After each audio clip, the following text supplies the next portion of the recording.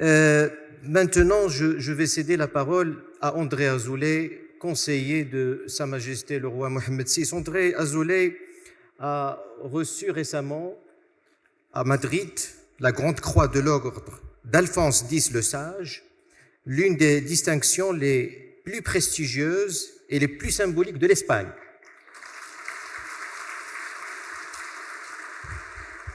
Et on ne saurait décrire si aisément son parcours, mais sans doute, en effet, faut-il rappeler qu'André Azoulay, la passion de la paix, chevillée au corps, est un combattant de l'alliance des civilisations, de la diversité culturelle, de l'altérité, de la coexistence pacifique. Il est l'icône de la sagesse avec une âme irréversible de marocanité en ce qu'elle a de tolérance et d'intense attachement à ce que j'appellerais l'humanisme mondial.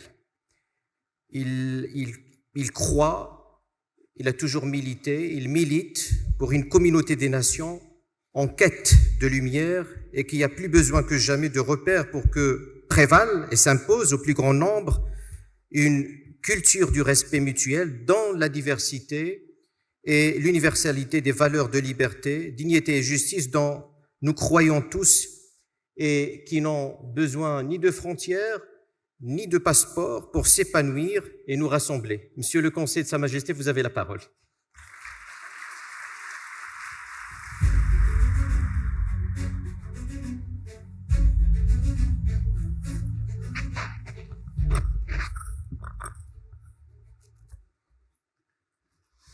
Excellences, Mesdames et Messieurs, très chers amis, permettez-moi d'abord de partager avec vous ma fierté, mon bonheur d'être entouré de ces centaines, peut-être milliers d'étudiants qui, une fois encore, vont nous dire cette réalité marocaine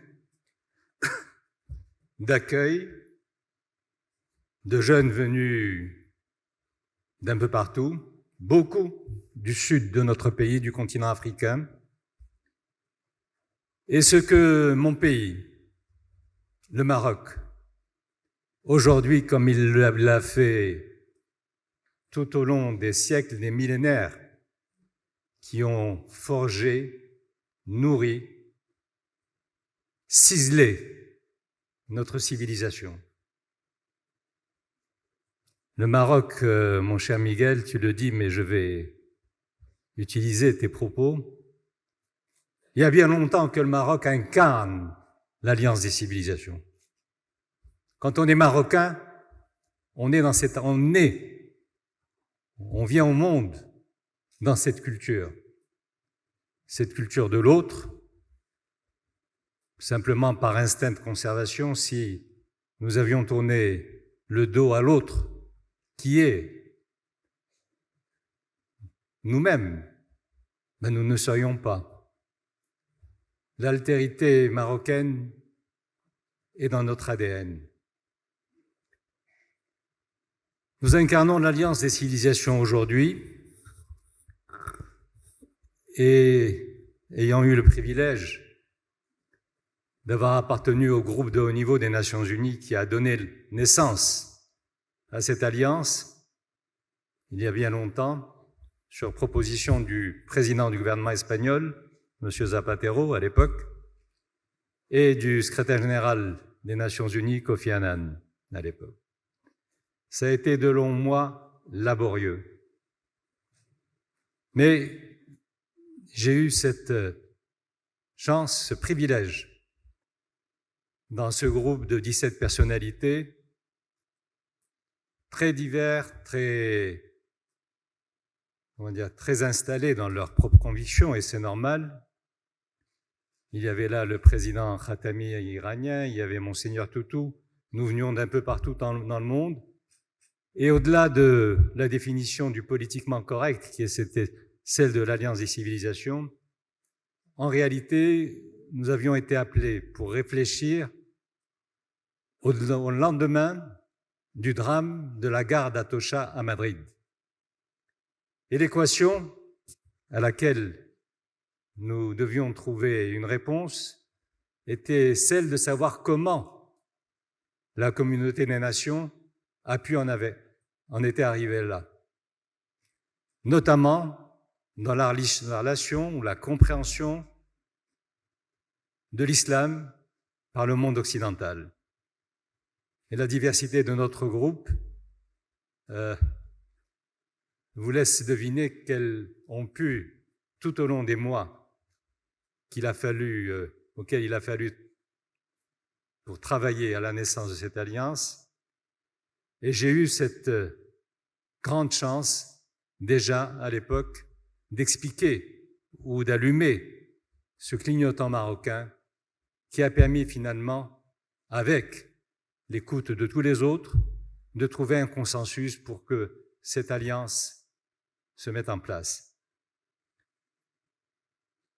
Et ayant participé à cet exercice, Monsieur le Président, si vous m'y autorisez, je vais aussi m'exercer un autre exercice qui est celui de la vérité, de la lucidité et du réalisme. Nous aurions pu aujourd'hui être réunis dans cette salle pour fêter la réalisation de tous ces objectifs qui nous avaient été assignés. Fêter la paix, fêter le respect, fêter la justice pour tous. Aujourd'hui, ça n'est pas cette fête à laquelle nous participons.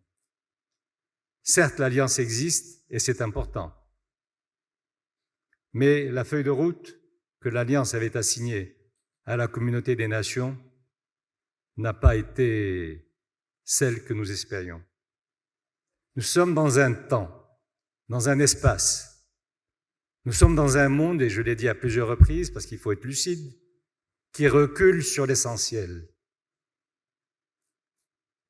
Partout s'imposent des idéologies, des théories, des choix qui sont ceux de la régression philosophique, qui sont ceux des archaïsmes, qui sont ceux du déni et de l'exclusion. Le monde a reculé.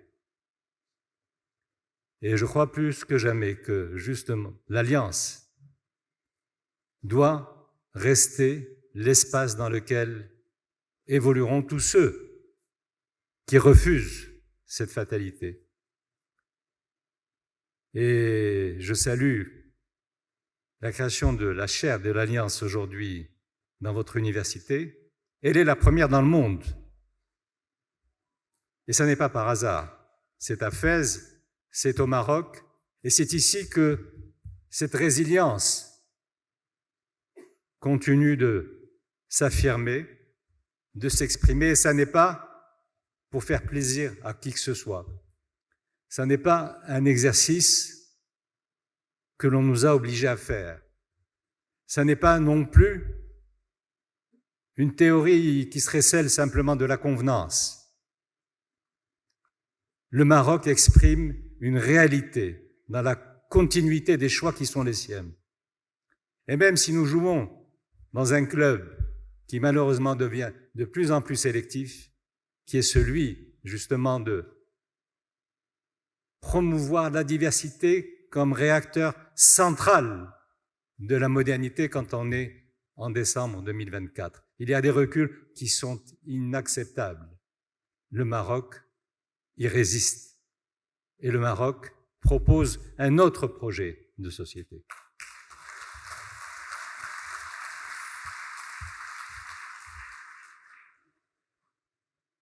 Je voudrais, Miguel, je ne sais pas si c'est politiquement correct, rappeler que dans la résolution qui a été votée par l'Assemblée générale des Nations unies et qui a créé l'Alliance des civilisations, il y a eu un exercice, je crois, unique dans les annales des Nations unies.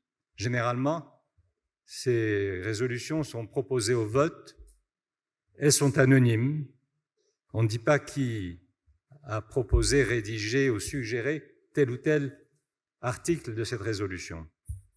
Mais la résolution qui a voté la création de l'Alliance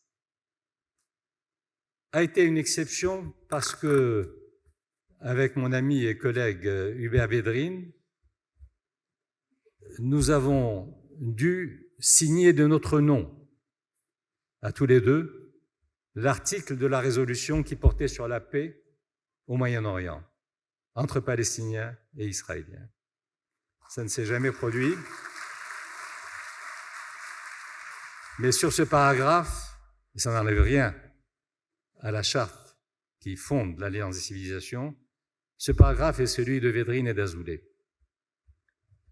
Et nous disions déjà à ce moment-là que la liberté, la dignité, la justice ne sont jamais à double vitesse pour qui que ce soit. La liberté, la justice, la dignité sont chez elles quand elles sont les mêmes pour tous. Elles ne sont pas celles de la réalité ou de la vérité quand elles sont à double vitesse. Et nous avions, à ce moment-là, beaucoup théorisé, et je suis très heureux, en tant que citoyen marocain, de me retrouver dans cette vision, dans cet enracinement de la paix, pour peu que les deux États qui demain s'installeront aient comme postulat central irréfragable la même liberté, la même justice, la même dignité pour les deux peuples qui sont appelés à coexister et à vivre ensemble et à faire respecter ces postulats. Je le dis non pas pour exhiber le fait que j'ai, avec Védrine, signé cette partie de la résolution, je le dis pour que nous restions, comme le fait mon pays, enracinés dans ce choix qui est celui, encore une fois, de ces valeurs universelles pour tous, et dans ce choix que le Maroc, avec détermination, avec volontarisme, lucidité et, de temps en temps, beaucoup de courage. Normalement, il n'en aurait pas fallu pour de telles affirmations. Mais le Maroc, aujourd'hui, est dans cette vision. Et nous sommes forts du leadership de Sa Majesté pour que ce choix donne encore plus de légitimité, de crédibilité, de lisibilité, de visibilité dans le monde où, et j'essaierai de conclure là-dessus parce que je sais que mon ami le ministre Jah à partir à Rabat rapidement, donc il va, voilà, je tiens à son amitié et je vais essayer de terminer tout de suite parce qu'il doit s'exprimer après nous. Le Maroc aujourd'hui, mesdames et messieurs, Excellences, continue et je crois qu'il n'y a pas beaucoup de pays dans le monde où réunis sur ces thèmes, nous pourrions le faire dans cette sérénité. Il n'y a plus beaucoup d'universités, y compris là où le Maroc n'était pas nécessairement cité en référence quand on était à Harvard, à Cambridge, à Oxford. Ni Harvard, ni Cambridge, ni Oxford ne pourraient tenir une réunion comme la nôtre aujourd'hui, dans la paix qui est la nôtre, dans l'écoute qui est la nôtre, et dans la sérénité qui est la nôtre, sans renoncer à aucun des choix qui fondent le leadership du Maroc. Mesdames et messieurs, nous, Marocains, nous devons prendre la juste mesure. Le Maroc, aujourd'hui, est un leader dans le monde. Alors, pour tout ce que les professionnels appellent la soft diplomatie, mais en gros, c'est-à-dire qu'on est leader pas par le pétrole, pas par telle ou telle performance dans les startups, pas encore, ça viendra. Mais nous sommes leaders avec quelques autres, ils ne sont pas très nombreux, sur ce qui fait l'essentiel, sur ce qui fait les valeurs universelles que nous avons en partage, et c'est ce qui fait cette modernité, cette altérité, cette fidélité aussi à ce qu'est notre histoire, et que on est très riche ici par notre histoire au Maroc, mais ça n'est pas simplement un rappel de temps en temps, elle est le guide qui forge l'essentiel de nos choix. Et le Maroc, de ce point de vue-là, aujourd'hui, joue dans le club des meilleurs dans le monde. Merci pour votre écoute. Excusez-moi d'avoir été aussi long, mais je voulais que cette...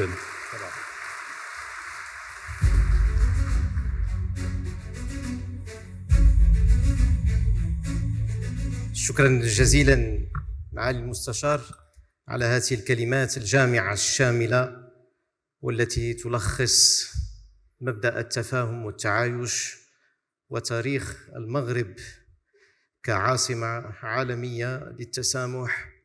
وللأسف الآن العالم يعاني ويعيش بين سندان قوة القانون ومطرقة قانون القوة، ويبقى تحالف الحضارات الملاذ والخلاص للعديد من المشاكل والويلات والمصائب والداهيات العظام التي ليس لها من دون الله كاشفة. وهذا كنه هذا اللقاء اليوم، وهذا كنه هذا التوجه الحضاري الذي جعلناه لبنة من لبنات هذه الجامعة ولبنة من لبنات هذا الكرسي. وكما تفضل السيد أندري أزولي، هذا أول كرسي تخلقه الأمم المتحدة والكرسي الفريد من نوعه في العالم. أطلب منكم أن تصفقوا له مرة أخرى.